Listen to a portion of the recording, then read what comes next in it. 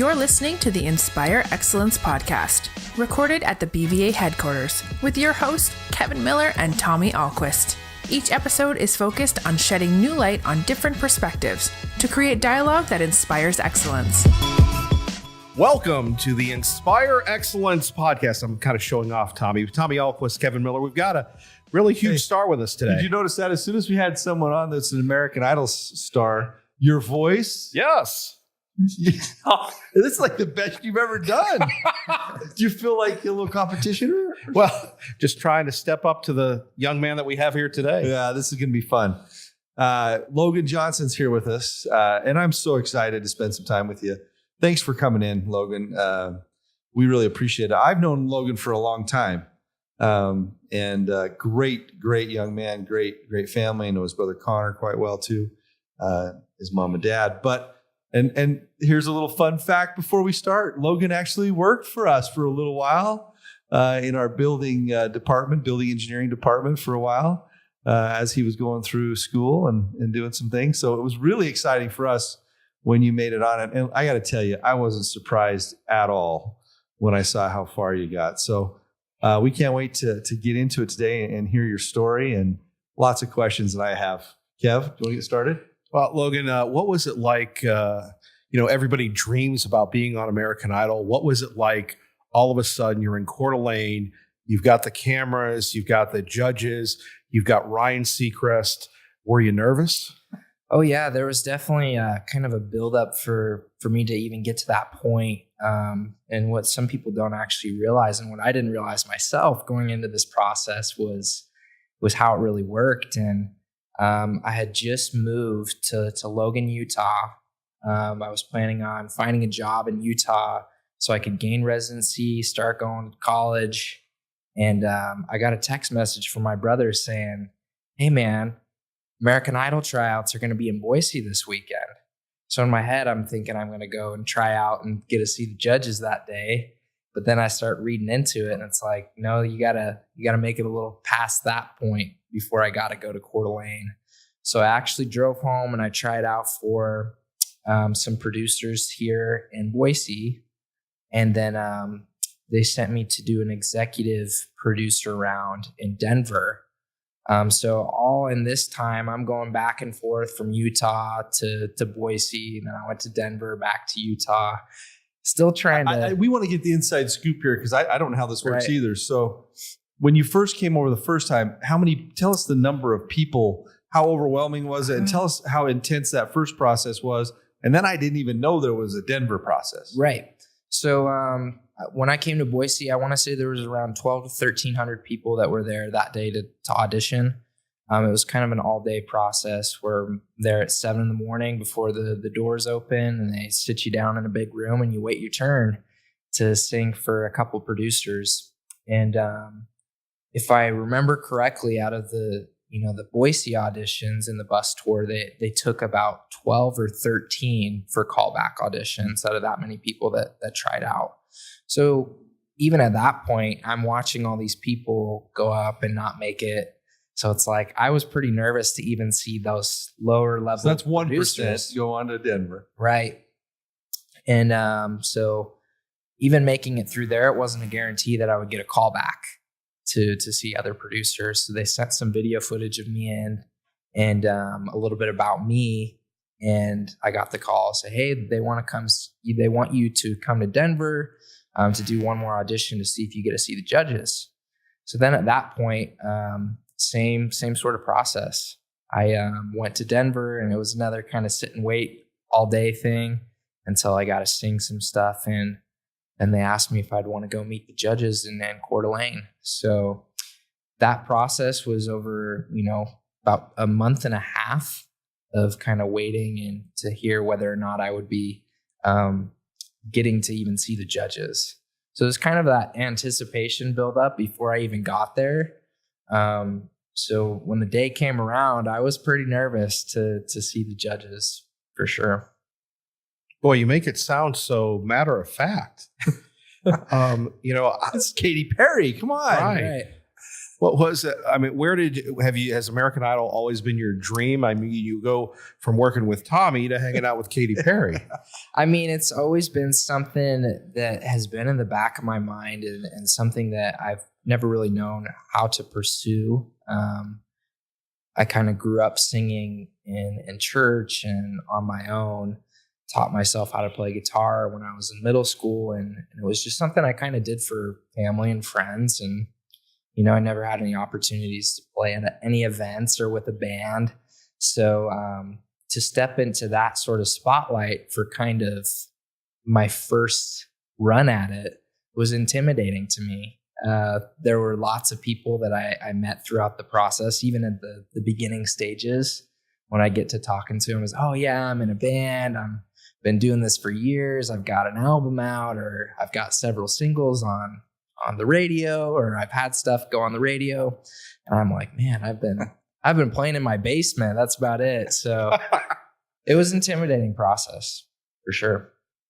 Tell us about that moment, what you were feeling. And on the TV, it makes it look like you're waiting all day and then you get called in. And then what's it like when you walk in that room? What were you feeling? I mean, I saw it, but what was going through your mind? So a little behind the scenes, it was pretty cold that day in Coeur d'Alene. It looks nice and sunny, but Coeur d'Alene wasn't the warmest place to be in. I think we were there in October. So it was pretty cold, and we were outside all day waiting before I got to go in. I was one of the last people to audition that day. And the first thing that was going through my head was, man, I hope I can feel my fingers to play the guitar when I go in here. Sure. But I think really the thing that blew me away was when I walked in, the judges basically said, so tell us a little bit about yourself. What's your story? And they want it, in a couple sentences. And just to be able to, for me, it was a whirlwind of, I don't even really remember what I said until I saw it on TV, because it was surreal, like being in front of the judges at that point. And it was just something that happened in like an instant for me, I guess. Again, you make it sound so normal. So, and this is the Inspire Excellence podcast, and you're talking excellence at the highest levels. You're sitting around, your fingers are cold. You've got people that you've seen, you've admired. They're judging you on your ticket to living every young person's dream. Right. And I think the biggest thing for me was I was sitting kind of before three icons in the music industry. You've got Katy Perry, who's huge in the pop industry, Luke Bryan with country music, and Lionel Richie obviously has been around for quite a while with all the crazy things he's done in the industry. And I was about ready to have them kind of judge me on something that I was very new at. So, but that being said, it was a huge learning experience for me to be able to have those judges ready to critique me. I wanted to have feedback from them because I'd never had anything really like that. So to have it from people like that are at that level and very, very successful in the industry, it was huge. So we saw what happened, you get the ticket, and tell us about, I'm going to get a little personal with you now. Great kid, great family, but you've had some struggles, right? Yes. And what was it like sharing that with America? I mean, you're sharing that with millions of people. Did you have any reservations? And they interviewed Connor, talked a little bit about you. What was that like? Did you feel exposed? Did it feel, what did it feel like? I think for me, it was almost something that was freeing. For a long time, I kind of led a double life and was one person for certain people and led another life behind closed doors. And when I went through this process, I kind of sat down with my family and said, I want to be able to be honest about who I am and not really hide these things anymore. And I just kind of felt that I might have the opportunity to help other people because I know growing up and having substance abuse problems within my family and then on my own end, it was a question that I always had is, who else out there is going through what I'm going through? There was a lot of times I felt like no one else got it. And I didn't have anyone to turn to. But I just saw this kind of platform with Idol as the opportunity to say, you're not alone out there, and there's other people that deal with it too. I'm proud of you. I'm really proud of you for doing that. Just to get even a little more personal with you today, for me, knowing that Connor struggled a little bit, and you were kind of seen as the golden child that couldn't have problems. Right. You couldn't. You had to be the one that was able to escape that, and then to have that happen behind closed doors, and then to be able to say that out to everyone. I think that is a lot to learn from that. But it had to be hard. It had to be hard to say, as much as it was freeing. What did you like your mom and dad and think about that? And I mean, you had to have some reservations about it too. Yeah, it was definitely something that had built up for a very long time, and kind of that inner battle of, the things that I was fighting and wanting to get help, but not knowing how to. So, the first time I was able to really come clean to my family, it was the hardest thing to ever come true about, because here they kind of thought that I was doing all these great things and I was going to be a good example for my brother. And I kind of felt like there was almost this bar that I was falling short of. And I think the coolest part about the support I've received from my family is, they didn't see it as a failure. They were happy and willing to support me, and glad that I was able to, ask them for help and to ask other people for help. But yeah, it was definitely a process that was pretty hard to go through those things. And, but I know I learned a lot from it. Hey, before we get back to the American Idol thing, if for anyone listening out there today that might have their thing, right? That can you express, the first step of getting on the road to recovery is kind of admitting you have a problem. That's honesty. That's what you hear from so many people that have had whatever kind of addiction. Addiction is such a problem in our society now, and there's a lot of people with struggles with addiction. But before we move back to Idol and Katy Perry and Lionel and the whole team here, what would your advice be to someone listening out there that may have a hidden addiction, and what would you tell them?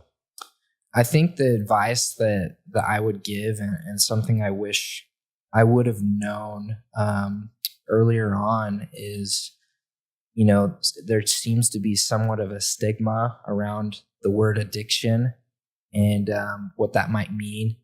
But in reality, it's something that can bring people together. There's a society, and there's so many people within our country that struggle with these things, and there are people out there that know how to help you. That was something I didn't understand. It was almost like I was ashamed of things that I was struggling with. But in reality, if you had cancer or a sickness, you go to a doctor to get help and to get treated.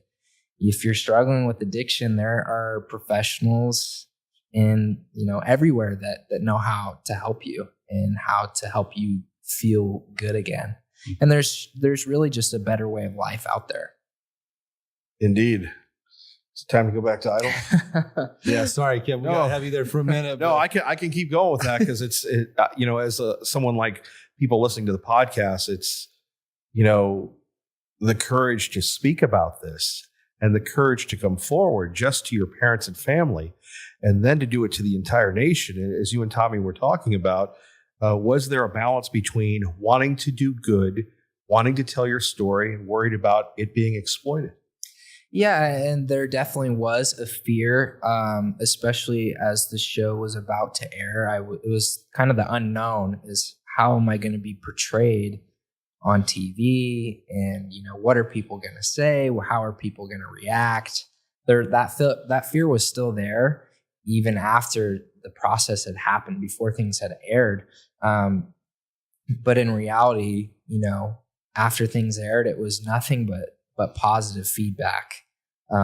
countless messages of people saying, that they were grateful for the things that I had shared and that they felt inspired by some of the things that I had gone through with my family. And that was the coolest part, that, I was afraid for, maybe some people to have negative things to say about me. But in reality, that the good response outweighs any of the negative that might have come. That's great. Well, let's get back to Idaho a little bit then. So you go to Hollywood. Tell us. So I watched I watched everything. Our whole family did. We were excited to watch what happened.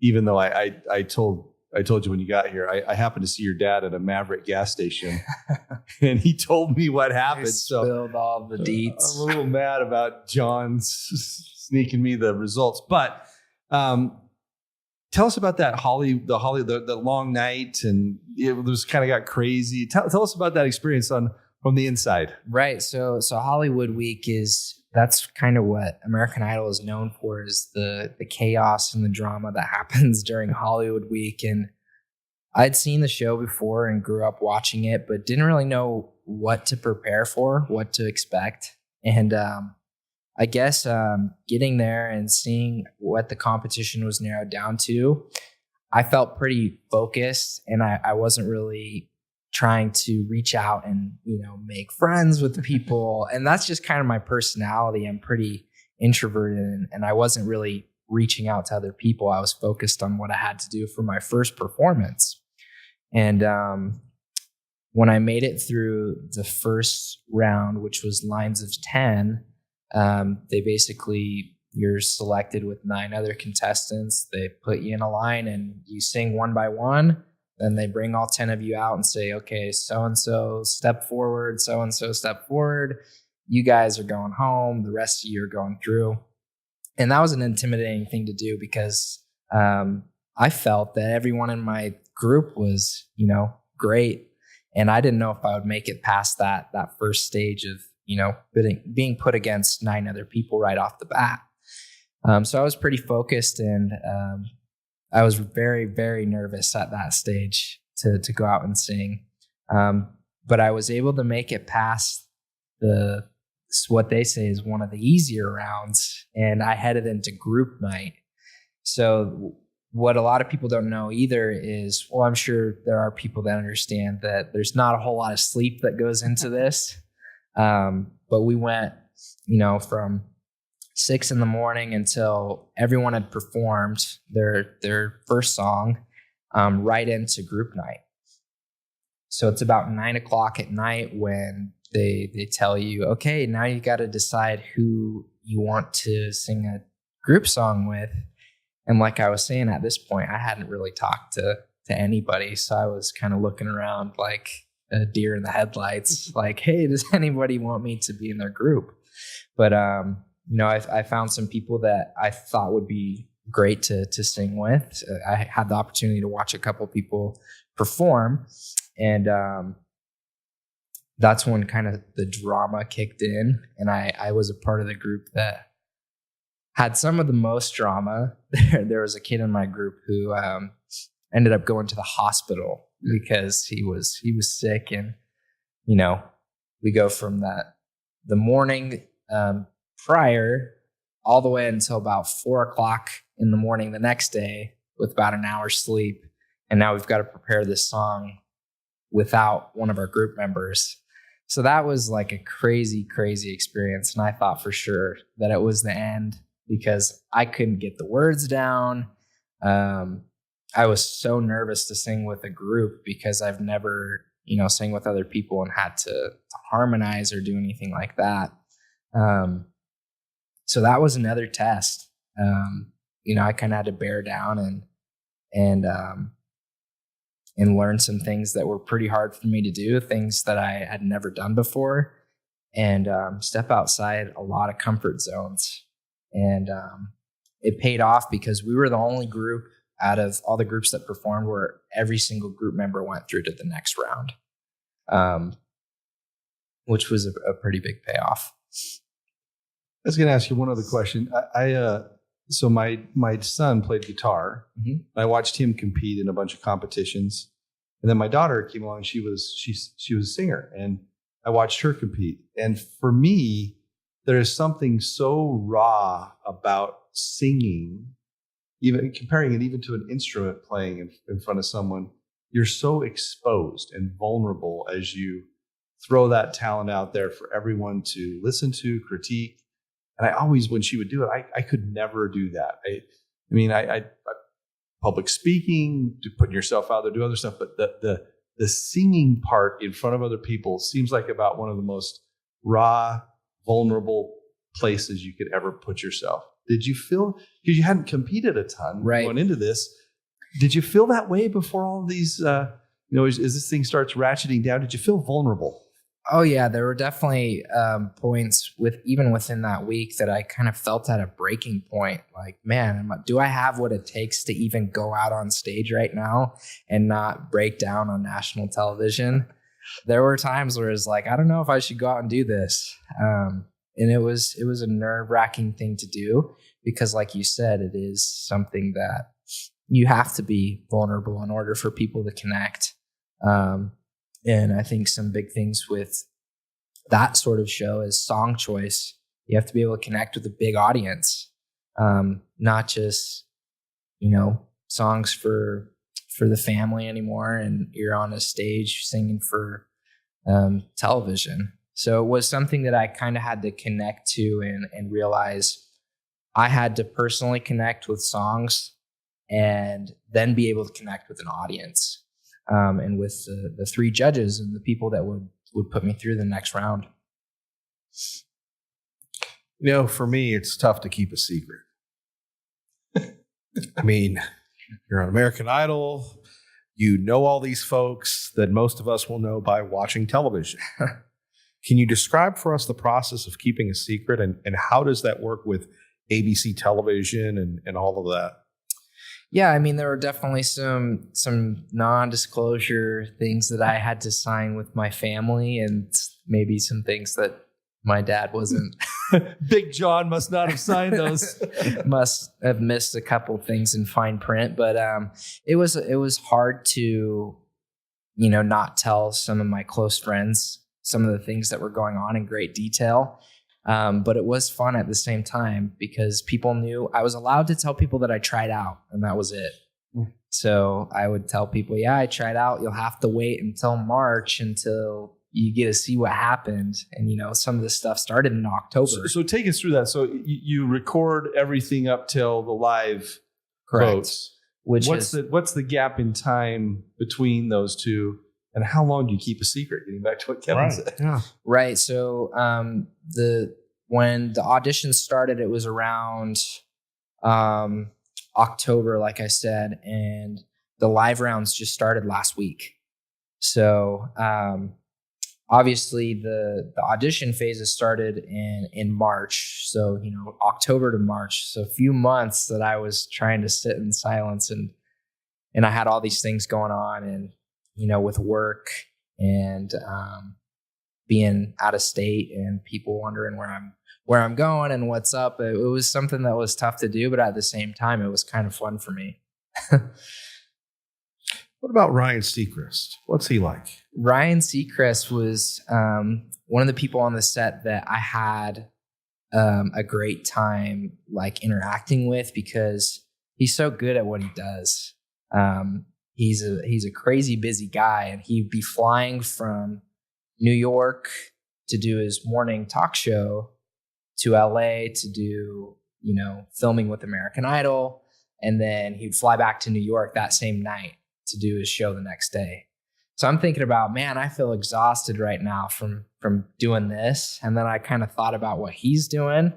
And that guy is a hardworking dude. And, there wasn't a whole lot of interaction that I got with him because of that. He would be on the set for, maybe 5 minutes with each contestant and it was on to the next person. So he was there to do what he needed to do. But at the same time, he was super personable and a great person to chat with. It's not at all like he was just only focused on his work and what he had to do. He was really lighthearted and I had a good time connecting with him. So it was pretty cool to make that connection too after watching him for so long on however many talk shows and things that he does. So there had to be a time, each round you're worried, hey, is this it for me? Mm-hmm. Probably already exceeded your expectations. Then Right. you get on to the next round. Right. Were there ever any times you laid in bed thinking, I might win this thing, or I might be able to go? I mean, tell us what was in your mind as you kept going through this, and then go on to what it was like when you got to the end of the road, right? I think for me, as I continued to kind of progress through the auditions to the Hollywood week and some of the different rounds, there was that thought process of like, what if I keep going? Like I have to continue to prepare things. And at the same time, I didn't really like to kind of future trip and say, what if? I kind of just tried to stay in the moment as much as possible, because that's what I was told to do, is don't think about what's next. Prepare for what you've got right now and what's in front of you. And whatever happens kind of happens is the way that I was told to kind of think about that process. Because now looking back on it, I know if I would have thought, oh, what if this happens? What if this happened? I wouldn't have had that much fun doing this thing, because it was a really fun experience overall to meet so many great people. And I feel personally that I wasn't totally invested in the competitive nature of American Idol, because it's a competition. But at the same time, everyone on that I met throughout the process was great people to be around. And I just think overall it was a huge learning experience more than anything. And again, Tommy, give me a judo chop here in a minute if this gets too personal, but most of us have this vision of you're discovered. They fly you out in a private jet. You're at the Beverly Hills Hotel. You've got your Kia or your Ford. You're driving around Rodeo Drive. Was that what it was like? No, no private jets and no personal car. But there was some times where I think the first time I had someone stop me on the street, and that was like a wow moment to me. Like, what the heck? This person just recognized me. Or after I performed my duet with Julia Michaels, that was for an audience at the Wiltern in LA. And there were lots of people outside after that night was over. And that was the night I got cut. I was feeling pretty down, and I walked outside, and there was people lining up wanting to take pictures and autographs and stuff. And it's like, what in the heck? Like, I never thought anything like that would come from this process. So it was pretty mind blowing to do those things, because it's like, I'm still the same guy. Why do these people want my autograph? Is kind of how I looked at it. But I don't know. That's an interesting question, because there was some times where, they tried to treat you like what a celebrity would be. But sure. I certainly don't feel like that. Well, how do you keep your perspective? Realizing where I come from. And I think even just coming back to Boise after this process and seeing life here in Boise, it's fairly slowed down. It's not necessarily the town that has nothing going on in it, but it's not necessarily as fast paced and as hectic as LA. So just remembering, this is where my roots are. And that's something that kind of keeps me grounded, is realizing where I came from. Before we move on to tell us about the duet process, that had to be really cool. And how did you feel about it? And then I do want to hear a little bit about when they say, okay, you're cut. Right. Ooh. Okay. So the duet process was something I was really excited for, but very nervous once again, because they select a celebrity, is what you're told, that you'd be paired with to sing a performance or to do a performance with. And it was kind of a waiting game. And they said, you might not know what song you're singing until a couple of days before the performance. So you've really got to be on your toes. you might not have the opportunity to sing with your duet partner until the day of the performance. So those were things I was told right off the bat, and I was pretty nervous for that because I really wanted to make it to the live shows where people could vote. So I was told that I would be singing with Julia Michaels about 5 days or so before the performance. And it was crazy because the round before, she had just released a new EP. And I had been listening to some of the songs on her EP before I knew that this was going to happen. And then they told me I was singing with her, and I was like blown away. Like, that is so wild that that's who I'm paired with. And in my opinion, I thought that I had a duet partner that was kind of up and coming in music. She's a huge songwriter. She's written for Justin Bieber, Demi Lovato, Selena Gomez, Keith Urban. Just, she's very sought after. And to be able to be singing with her was like, I couldn't really comprehend it, but then at the same time, I had to prepare for it.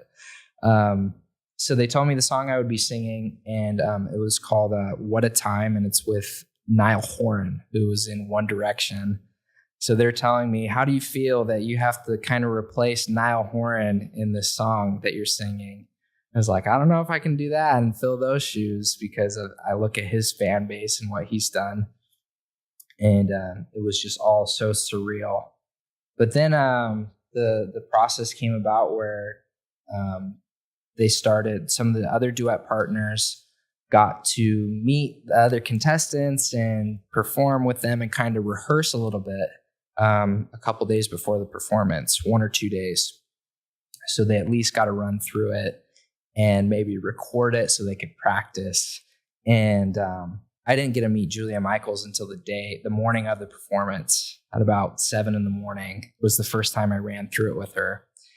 And I remembered, like, leading up to that, I was so nervous to meet her. And then I was nervous to meet her and to do it with her for the first time. So then we went through to do it on stage, and it was kind of a disaster on stage. And the stage director was saying, you look very uncomfortable on the stage. Like, you got to change some things up because it's not looking good on camera, because I was that nervous to sing with her. So that's what I had going through my head before I went out on stage was, okay, the stage director thought it didn't look great. And they're telling me I look like I'm about to throw up because I'm so nervous. So I had the opportunity to kind of talk with her before I went out, and she just said, you just got to go out there and have fun. You know, we're going to go out and have a good time, and you're going to kill it. And I was able to go out and do it, even though I had a little bit of a lyric slip up that maybe a lot of people didn't catch, but I sure caught. But it was a really, really cool experience to be able to do that with her. And to say that I had that experience is just awesome. So what's it been like since? And wait a minute, you didn't answer the We question. gotta get to the hard stuff. Tommy question. We didn't answer the question. So after that performance, I think the hardest thing for me was the judges gave me great feedback and said that they loved the performance, and then they kind of lined us up and let me know that I was getting cut. So it was pretty hard to kind of sit with that, and at first, because I wanted to move on and continue doing the thing. Because I had had such an amazing time doing it. But then I had the opportunity to just kind of sit down and think about all the things that happened over the past few months, to think about where I was a year ago in my life, and realize that I just felt like super blessed to even get that far in the competition, and realize that hopefully some opportunities can come up where I can continue to pursue this thing, and that the TV show isn't the end of the road. It doesn't have to be the end of my musical career. Obviously, I didn't want to get cut. No one wants to get cut, but there's only one person that doesn't get cut throughout that process. So some people have told me it might be a blessing in disguise to be able to kind of pursue things and take some time to, hone my craft and continue to write music. And I hope that's the case. I'm just kind of taking it day at a time and see if there's anything that come my way. When we take a look at music and your passion, have you ever thought about, your future where perhaps maybe you go to college campuses and you have your message along with your songs? I see a one-man show already. Really, you're hitting such an important personal struggle that, sir, you've been through at such a young age. You can reach these young kids, right? And music. There's not a greater unifier, right? And I think that's the coolest thing for me is I know music has always been something that's helped me as I've grown up, and I want to be able to create music that people can relate to and that people can maybe look to me for a source of light. Because I know it's easy to feel like, there's nothing out there and there's not a way out, but hopefully I can have that opportunity to help other people. One more question on that. Again, probably pretty personal, but I think it's helpful for those listening. When you go through those rough times, right? Mm-hmm. I mean, you're sitting here today, you have this amazing experience. You're back in a place in your life where you have perspective on addiction and you're trying to help others. And I think service, once you get to where you're able to help other people, it's what probably keeps you the strongest. But what was the thing when you were at your low? Tell for those that may be listening that are at a low, what did you focus on to get through that? I think some of the things that I focused on was something that I had always kind of struggled with was worrying about what other people thought about me and always doing things for, what this person might think or what this person might say. But I really had to focus on what was best for me. And to some that might seem selfish. But for me, it was something unselfish. I had to kind of reflect on where I was. And those were some tough conversations I had with myself where I had to focus on where I wanted to be. And that's part of this process is, what happened, where I was, what happened, and what I'm like now. And something that, I have to continue to remember is it's a daily process, and I have to continue to reflect on those things and take it one day at a time. And that's when I was at that point in my life, that was the only way I could take it, was hour by hour, a day at a time. And I think that's something that's so important to remember today and for the rest of my life is just focus on what I can do today to continue to better myself and help other people. A lot of wisdom in that, Kev. I'd say a lot of wisdom, a lot of experience, a lot of depth. So back to a little more surface question. Who's your pick to win American Idol? Oh man, that's tough. I feel that Alejandro has a really good chance of taking the thing. For me, he was someone that was super, super humble. And he's just got a God-given gift, the way he's able to play guitar. And he's a musician, the way he writes music. And I think people can really relate to his humility and where he's come from. So that's kind of who I'm pulling for a little bit, but it's tough to say. It's up to America's vote to see who can take the thing. This can be an incredible springboard for your life and your career, and especially with what you've been through. So talk us through what are the next steps for you, and when you think about, Kevin alluded to it a little bit, but what's next for Logan Johnson? That's tough to say because there's a lot up in the air right now, and obviously a lot of things that I'm hoping for. But But some things I'm doing right now to kind of chase it is I'm working on writing music. Hopefully within a few months, I might have the opportunity to record, even if it's on my own, to get people to hear some stuff. Because the way the music industry is today, there are like 30,000 or more songs released every single day on Spotify. So there's got to be a way to kind of sift through all that. And I think, like you said, American Idol is a great springboard for me to build somewhat of a following and a fan base. And hopefully I can have the opportunity to get some music out for people to hear. That's the only thing I want to do is be able to create music and do what I love to do. And finally, what inspires you? Oh man, what inspires me? I think a lot of things is one person in my life that really inspires me is my older brother. I've seen the hardship that he's faced and the things he continually has to overcome. And I think the bond we've been able to create over the past few years is something that continues to inspire me.